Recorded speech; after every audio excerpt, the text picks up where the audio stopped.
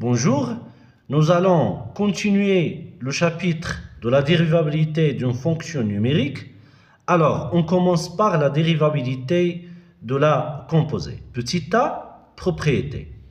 Nous allons étudier la dérivabilité de la composée de deux fonctions en un point x0 et sur un intervalle.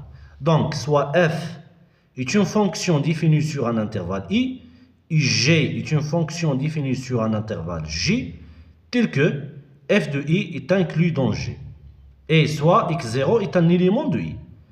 Alors, si f est dérivable en x0 et g est dérivable en f de x0, alors la composée g rond f est dérivable en x0. Et on a le nombre dérivé g rond f' de x0 égale g' de f de x0 fois f' de x0.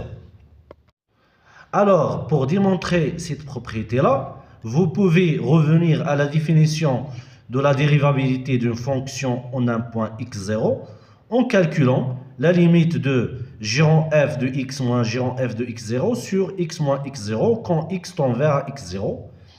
Et bien entendu, vous allez utiliser les conditions que f est dérivable en x0 et g est dérivable en f de x0.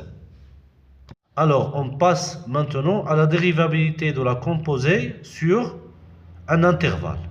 Petit b, si f est dérivable sur i et g est dérivable sur f de i, alors la composée g rond f est dérivable sur l'intervalle i. Et on a, pour tout x appartient à l'intervalle i, g rond f' de x égale g' de f de x fois f' de x. On va voir maintenant quelques applications sur cette propriété-là.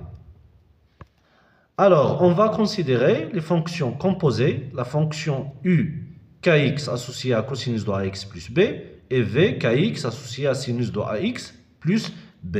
Alors, on peut démontrer que ces deux fonctions u et v sont dérivables sur R. On applique la dérivabilité de la composée g rond f. Dans la partie précédente, on a un point x0 et ici, sur un intervalle i. Pour nous, l'intervalle i, c'est R.